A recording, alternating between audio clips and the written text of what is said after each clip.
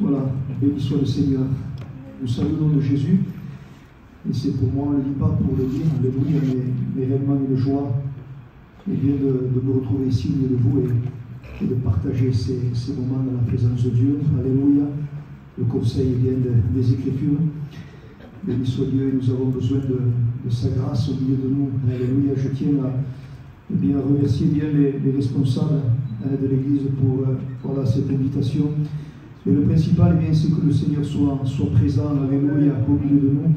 Et s'il y a quelqu'un à qui l'on doit honorer, glorifier, c'est le Seigneur Jésus. Amen. Voilà, je voudrais faire une lecture dans la parole du Seigneur. Mais avant de faire cette lecture, je voudrais en faire une autre. Il se trouve dans le livre des Proverbes, au chapitre 7, et le verset 21. La Bible dit qu'elle le séduisit à force de paroles. Elle l'entraîna par ses lèvres doucereuses. Il se mit tout à coup à la suivre comme un bœuf qui va à la boucherie, comme un fou qu'on lit pour le châtier, jusqu'à ce qu'une flèche lui perce le foie, comme l'oiseau qui se précipite dans le filet, sans savoir que c'est au prix de sa vie. Et nous ferons une dernière lecture dans l'évangile de Marc, chapitre 6, et le verset 17, béni soit Dieu. C'est un récit biblique. Ce n'est pas une histoire qui nous a été racontée, mais c'est quelque chose qui a été vécu, alléluia, et qui nous sert, alléluia, d'avertissement, de conseil, béni soit Dieu. La Bible dira au verset 17, car Hérode lui-même avait fait arrêter Jean, et l'avait fait lier en prison à cause d'Hérodias, femme de Philippe son frère, parce qu'il l'avait épousée, et que Jean lui disait, il ne t'est pas permis de vivre avec Hérodias. Hérodias était irritée contre Jean et voulait le faire mourir, mais elle ne le pouvait, car Hérode craignait Jean. Le connaissant pour un homme juste et saint, il le protégeait et après l'avoir entendu, il était souvent perplexe. Il était indécis. Il écoutait avec plaisir. Cependant, un jour propice arriva, lorsqu'Hérode, à l'anniversaire de sa naissance, donna un festin assez grand aux chefs militaires, aux principaux de la Galilée. La fille d'Hérodias entra dans la salle, elle dansa, elle plut à Hérode et à ses convives. Le roi dit à la jeune fille, demande-moi ce que tu voudras, et je te le donnerai. Il ajouta avec serment, ce que tu me demanderas, je te le donnerai, serait-ce la moitié de mon royaume. Étant sortie, elle dit à sa mère, que demanderai-je? Et sa mère répondit, la tête de Jean-Baptiste. Elle s'empressa de rentrer aussitôt vers le roi et lui fit cette demande, je veux que tu me donnes à l'instant sur un plat la tête de Jean-Baptiste. Le roi fut attristé, mais à cause de ses serments et des convives, il ne voulut pas refuser. Il envoya sur le champ un garde avec ordre d'apporter la tête de Jean-Baptiste. Voilà, que le Seigneur nous accorde sa grâce, alléluia, que le Seigneur nous accorde son esprit, alléluia, parce que nous savons, alléluia, que nous avons besoin plus que des mots, des paroles, mais nous avons besoin d'une action, alléluia, du Saint-Esprit. On peut parler, on peut bien parler, alléluia, mais celui qui convainc, parce qu'il n'y a pas de réelle repentance sans conviction de péché, et celui qui convainc, c'est la personne, c'est l'action du Saint-Esprit. Et je voudrais à travers ce récit biblique partager ce que le Seigneur a déposé sur mon cœur. Comme je disais il y a un instant, c'est un récit, un fait, qui a été vrai. C'est trois personnes. Il y a Hérode, le roi, il y a Jean, et Jean représente la parole de Dieu. Jean représente la vérité qui affranchit, la vérité qui rend libre. Et il y a aussi une personne qui s'appelle Hérodias. Et Hérodias représente la séduction du péché, représente la séduction de l'iniquité.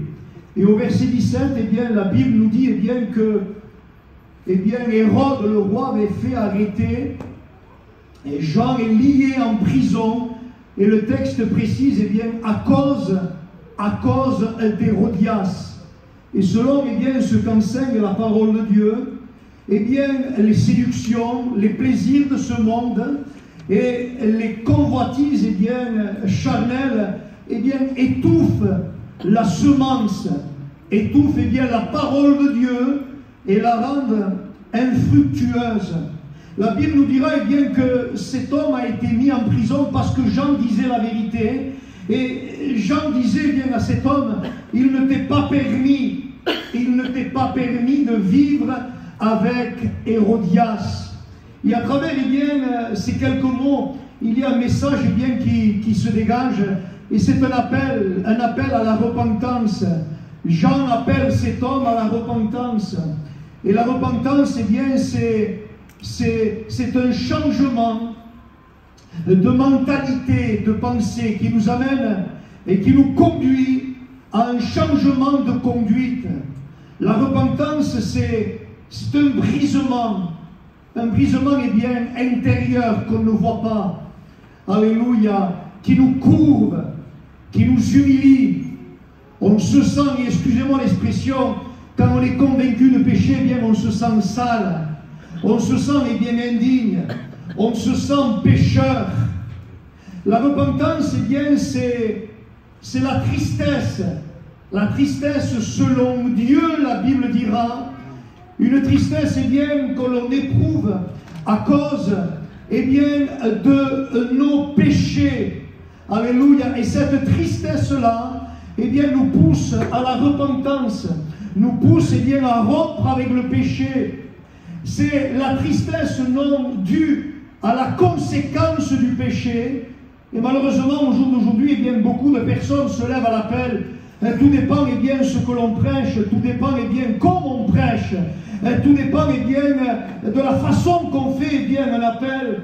Si on parle plus et si on donne plus d'importance eh bien, à l'angoisse, à la dépression, au mal-être qu'au péché, eh bien, certaines personnes se lèvent, pleurent, elles sont sincères, mais on s'aperçoit eh bien que leur vie ne change pas, parce qu'ils se lèvent non selon une tristesse due au péché, mais ils se lèvent eh bien, selon une tristesse due à la conséquence du péché.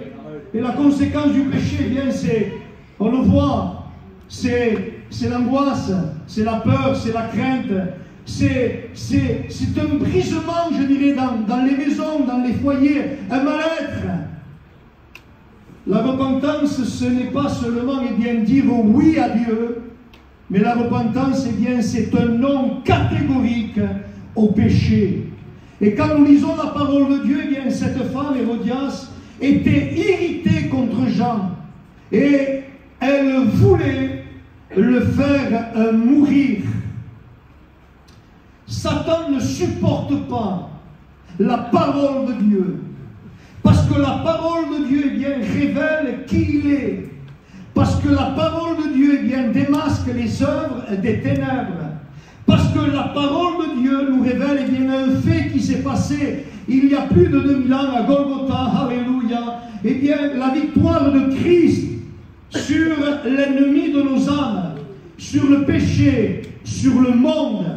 Et je voudrais te dire eh bien, que l'ennemi ne supporte pas que tu sois dans ce lieu, un lieu quelconque, un lieu où il n'y a rien pour attirer les regards.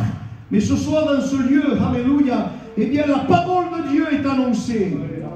Et l'ennemi ne supporte pas que tu sois à l'écoute de la parole de Dieu, que tu sois eh bien, à l'écoute de l'évangile.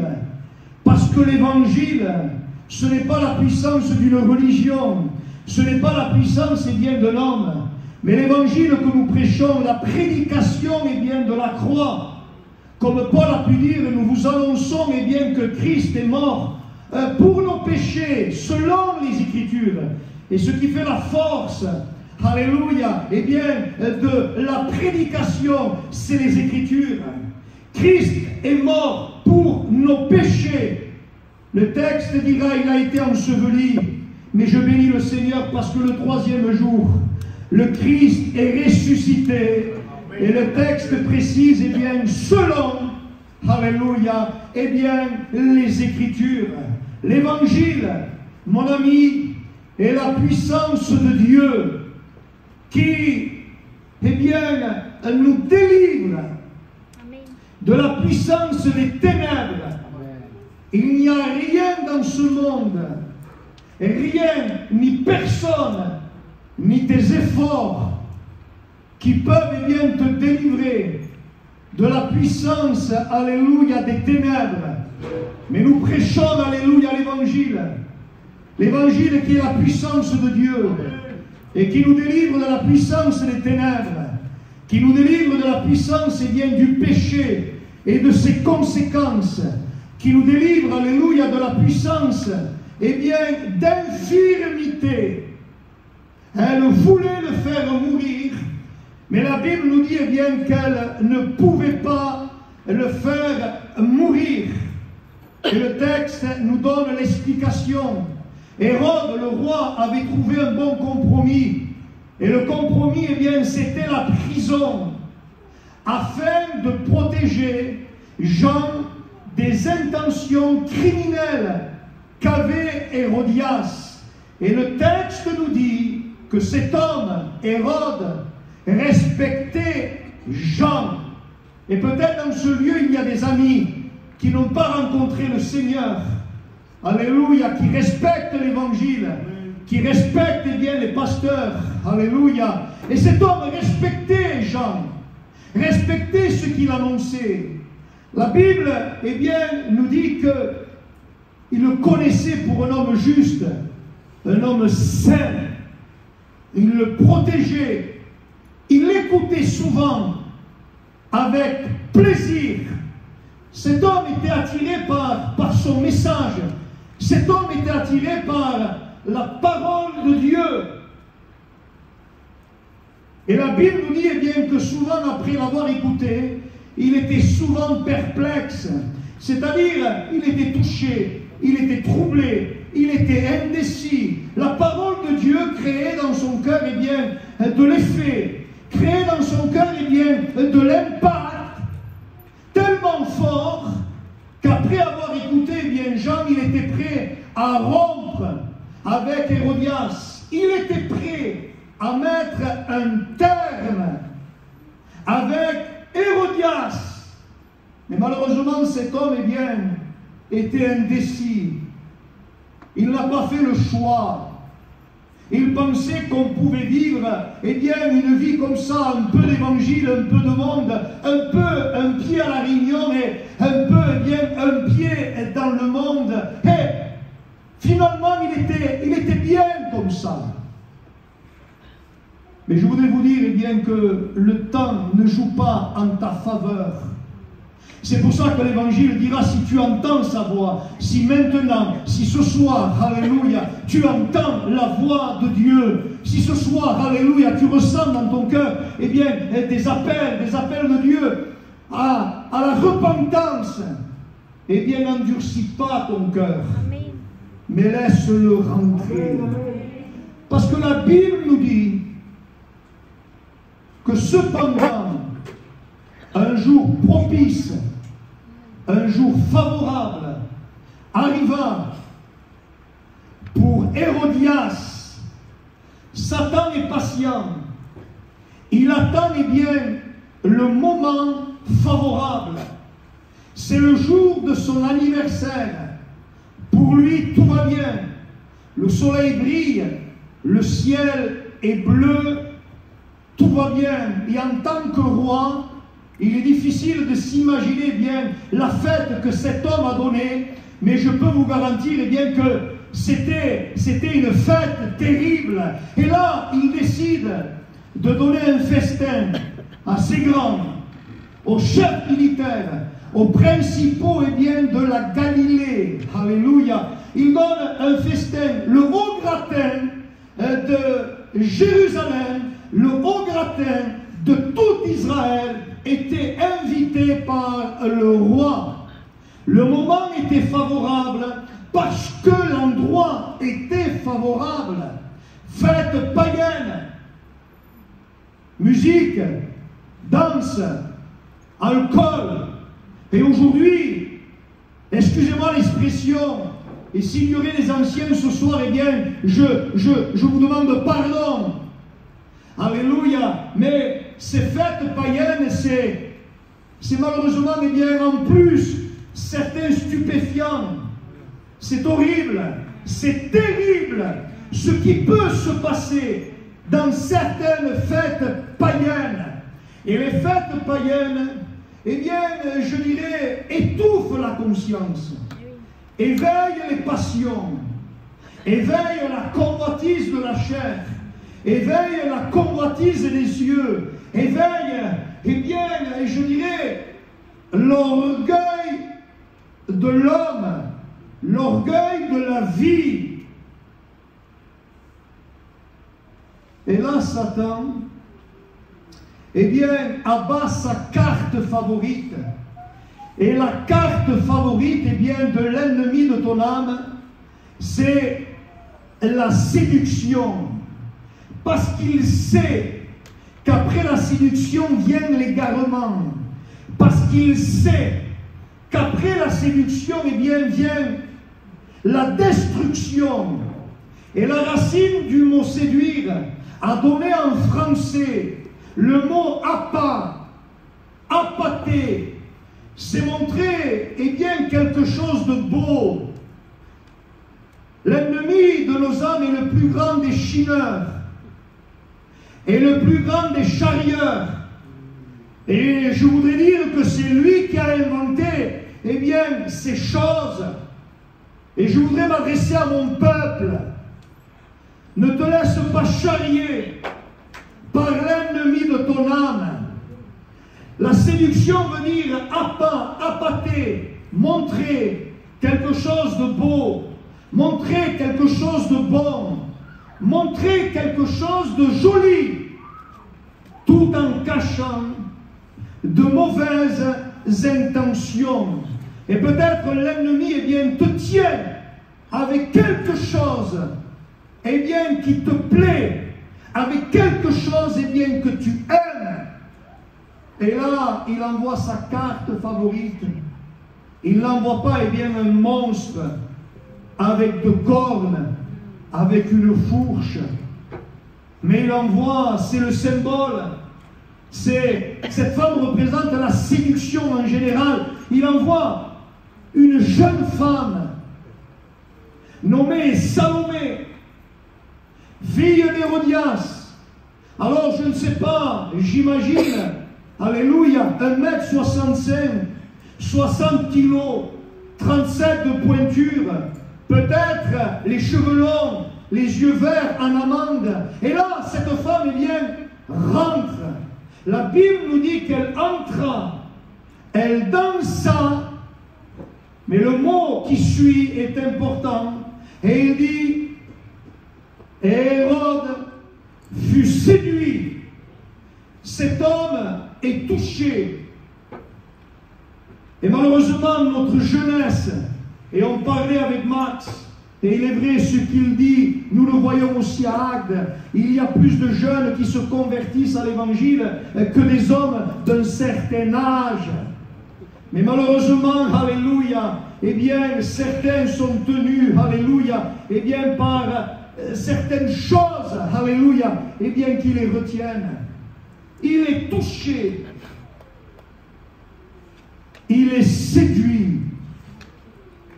Et je voudrais dire, comme j'ai pu lire dans le texte, à partir de ce moment-là, cet homme est semblable à un bœuf qu'on mène à la boucherie, est semblable à un oiseau qui se précipite, eh bien, dans un filet.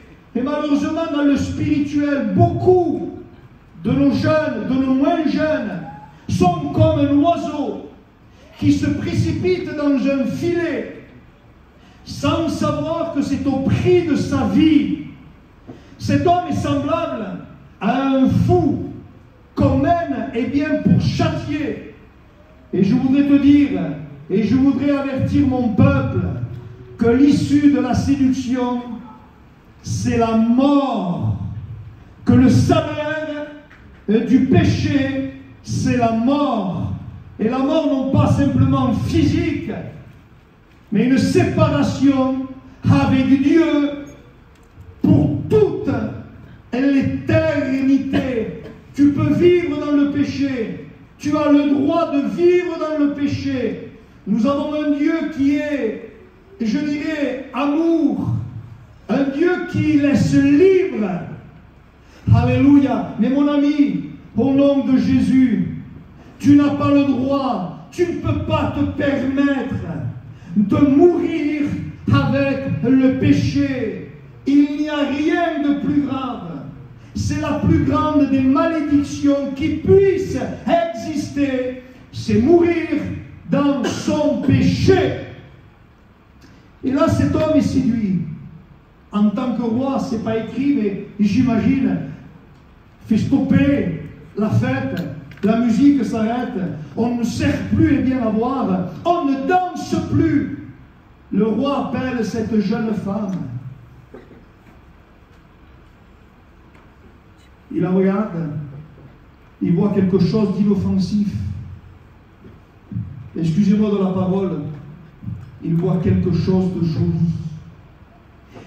Cet homme-là ne discerne pas que derrière cette jeune femme, il y a Satan. Cet homme-là ne discerne pas. Et malheureusement, ce monde, alléluia, alléluia, dans lequel on vit, ne discerne pas certaines choses. Cet homme n'a pas discerné que derrière cette jeune femme, il y avait les manœuvres de l'ennemi de son âme. Et là, il va la regarder et il va lui dire, demande-moi ce que tu voudras et je te le donnerai. Et il ajoute avec serment, ce que tu me demanderas, je te le donnerai. Et il dira, serait-ce la moitié de mon royaume? Cet homme a perdu son bon sens. Cet homme a perdu la raison. Et excusez-moi de vous dire ça, mais je parle des personnes de ma famille que je connais. Ils connaissent l'Évangile. Ils savent que Jésus est la vérité. Ils savent que s'ils meurent sans Jésus, eh bien, c'est la séparation avec Dieu pour toute l'éternité. Et malgré tout cela, ils résistent, ils persistent. Ils ont perdu la raison. Et là, cet homme est en train, eh bien, de se livrer comme esclave au péché. La Bible dira, eh bien, que l'homme est esclave du péché qui a triomphé, alléluia, eh bien, de lui. L'homme est esclave et dominé par une loi qui s'appelle la loi du péché. Il y a quelque chose qui est plus fort que l'homme. Il y a quelque chose, même le meilleur d'entre nous. Il y a quelque chose, une loi, c'est la Bible qui nous le dit, qui domine, alléluia, l'homme. Et cette loi, c'est le péché. Comme je disais il y a quelques instants, quelques jours, eh bien à l'église de Agde, alléluia, notre nature, notre fond, le cœur de l'homme, la nature de l'homme est une fabrique à péché, est une fabrique, je dirais, eh bien, à idole. Et comme je disais il y a quelques jours, on ne nous a pas appris à mentir. On ne nous a pas appris, alléluia, à être orgueilleux. On ne nous a pas appris, eh bien, à être vantard. On ne nous a pas appris la méchanceté. On ne nous a pas appris la médisance. Il n'y a pas un code spécial, un enseignement, eh bien, pour vivre toutes ces choses. C'est dans l'homme. C'est la loi du péché qui domine l'homme. Et le seul qui a le pouvoir de nous en libérer, de nous rendre libres, alléluia, c'est l'Évangile. C'est Jésus. C'est la croix. Alléluia. La Bible dit que cette femme sort. Je te donnerai la moitié de mon royaume. Étant sortie, le texte dit, elle dit à sa mère, que demanderai-je? Et la réponse m'a surpris. Elle lui dit la tête de Jean-Baptiste. Elle aurait pu dire, mais maman, il m'a promis de l'or. Il m'a promis de l'argent. Il m'a promis des biens matériels. Mais attends, il m'a promis la moitié de son royaume. Satan se moque de ton argent, de ton or, de ton matériel. Si tu as des maisons, de tes maisons. Si tu as des voitures, alléluia, de tes voitures. Il est le Dieu de ce siècle. Il est le prince de ce siècle. Je connais une famille, je ne dirai pas le nom, mais à Agde, qui ont fait un pacte avec les ténèbres pour réussir dans la vie, pour avoir beaucoup d'argent. Et en effet, eh bien, cette famille, eh bien, tous ceux que, eh bien, leurs mains touchaient devenaient de l'or. Mais il y a toujours des conséquences quand l'ennemi donne.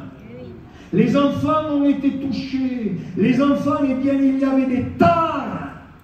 C'est la conséquence, alléluia, du péché. L'ennemi se moque de ton or. Il veut te détruire. Il veut détruire ta maison. Il ne veut pas que tu te repentes. Qu'il vienne à la réunion. Qu'il s'assoie. Mais il ne veut pas que tu te repentes. L'ennemi ne veut pas que tu mettes un terme avec Hérodias. Il ne veut pas que tu mettes un terme, eh bien, avec le péché. Il veut te voir, et excusez-moi les mots, les paroles, mais nous sommes là pour dire la vérité. Amen. Nous sommes là pour vous dire des choses que, eh bien, vous n'entendrez pas ailleurs. Il veut te voir en enfer. Et ce lieu est terrible. Et comme je disais un jour dans un enterrement, eh bien, tous les malheurs, les maux, les deuils du monde, du commencement, eh bien, du monde jusqu'à maintenant, ne peuvent pas se comparer à ce qu'est l'enfer. Et il veut te voir dans ce lieu. Elle s'empressa de rentrer, la Bible dira, et elle fit cette demande au roi. Et elle va dire, alléluia, je veux. Il a dû s'espanter. A beaucoup de s'espanter. Je veux. Elle ordonne que tu me donnes à l'instant, sur un plat, la tête de Jean-Baptiste. Elle ordonne, c'est le symbole du péché et de ses conséquences, que rien ni personne ne peut enrayer, ni ton père, ni ta mère, ni tes enfants, ni ta femme, ni ton mari, ni tous tes efforts ne peuvent enrayer les conséquences du péché. Mais le seul qui peut, comme disait Max, quel beau nom, quel merveilleux nom, amen, qui est en train de se répandre sur la planète entière, où il y a des réveils extraordinaires, eh bien, dans les pays musulmans, amen, où en Iran il y a un réveil extraordinaire. Les gens se convertissent, il y a des guérisons, il y a des visions. Ils se convertissent par les milliers. La parole de Dieu court, alléluia, et bien sur toute la terre, pour sauver les hommes. Oui, le seul, quelle fierté, quelle joie de pouvoir vous le dire, de pouvoir vous l'annoncer. Il brise les liens, il rompt les verrous de fer, il casse les portes, alléluia, qui sont verrouillées. Il n'y a rien qui peut résister à Jésus.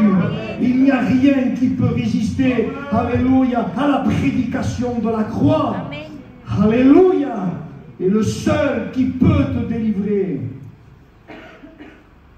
de ton péché, c'est Jésus.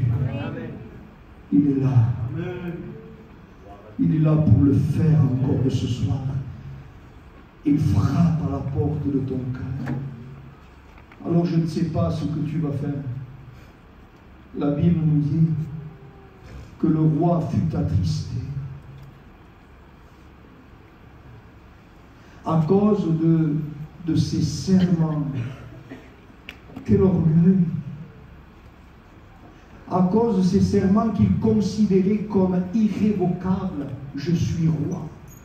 À cause de ses invités, il a voulu sauver la face.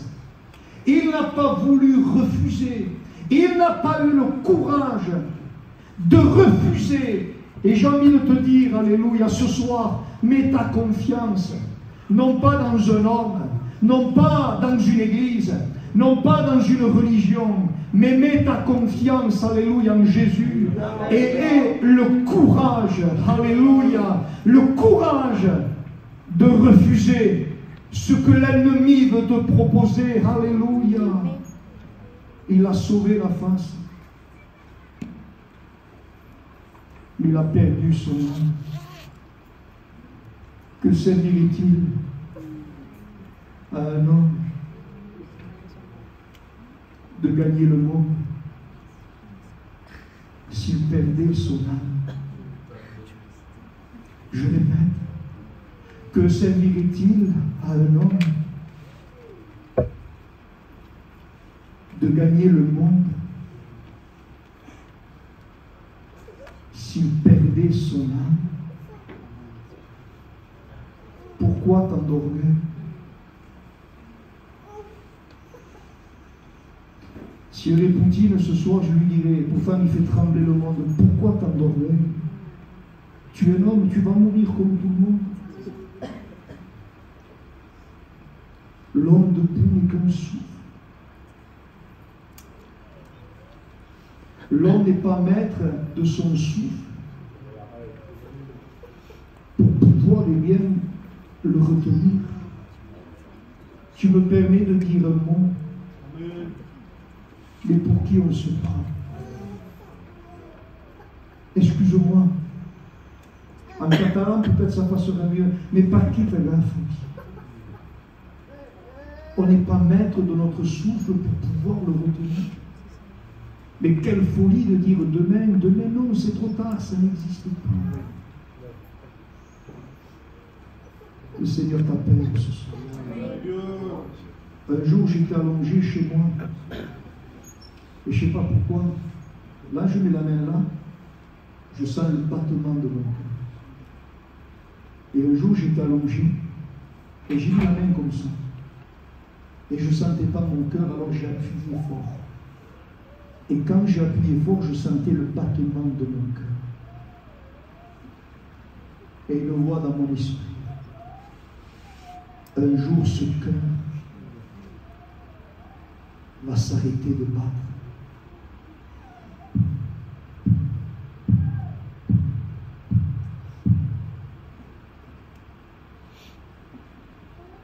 Et il peut s'arrêter à tout moment. Au nom de Jésus, sois intelligent. Amen. Cherche-le. Dispose ton cœur. Repends-toi.